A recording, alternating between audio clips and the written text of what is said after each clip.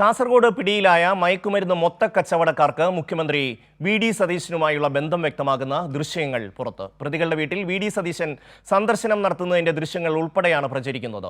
മുഖ്യമന്ത്രിക്ക് പ്രതികളുമായുള്ളത് ആഴത്തിലുള്ള ബന്ധമാണെന്ന് ദൃശ്യങ്ങളിൽ നിന്ന് വ്യക്തമാണ്.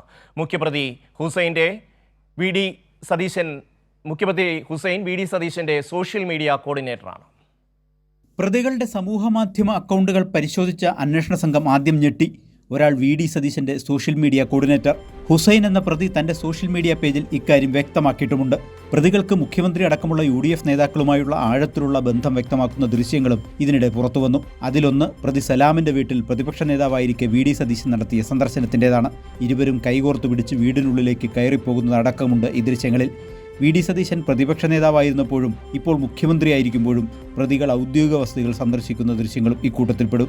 പ്രതികളിലൊരാളായ ഹുസൈനുമായി വി.ഡി. സതീശൻ വളരെ രഹസ്യ സ്വഭാവത്തോടെ സംസാരിക്കുന്ന ദൃശ്യങ്ങളാണ് മറ്റൊന്ന്. വ്യവസായ മന്ത്രി P.K. കുഞ്ഞാലിക്കുട്ടിക്കൊപ്പം അതീവ സുരക്ഷയുള്ള നിയമസഭാ മന്ദിരത്തിനുള്ളിലൂടെ പ്രതികളിൽ ഒരാൾ നടന്നുപോകുന്ന ദൃശ്യങ്ങളും പ്രചരിക്കുന്നുണ്ട്. കേവലം ഏതെങ്കിലും പൊതുചടങ്ങിനിടെ എടുത്ത സെൽഫികളല്ല ഇവയൊന്നും. 139 ഗ്രാം MDMA-യുമായി 3 പേരെയാണ് ഇന്നലെ കാസർഗോഡ് പോലീസ് പിടികൂടിയത്. പ്രതികൾ തങ്ങൾക്ക് മുഖ്യമന്ത്രിയുമായുള്ള ബന്ധം ചൂണ്ടിക്കാട്ടിയെങ്കിലും ഉദ്യോഗസ്ഥർ വഴങ്ങിയില്ല.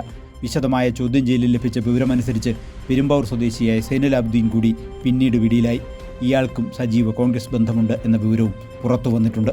പിടിയിലായ സലാം വെങ്ങോല പഞ്ചായത്ത് യൂത്ത് കോൺഗ്രസ് 142-ാം ബൂത്തിൻ്റെ പ്രസിഡന്റാണ്. ഇവർ മയക്കുമരുന്ന് മൊത്തക്കച്ചവടക്കാരാണെന്നും ബംഗളൂരുവിൽ നിന്നും മയക്കുമരുന്നുമായി എറണാകുളത്തേക്ക് വരുന്ന വഴിയാണ് പിടിയിലായതെന്നും പോലീസ് അറിയിച്ചു. കൈരളി ന്യൂസ്, കൊച്ചി.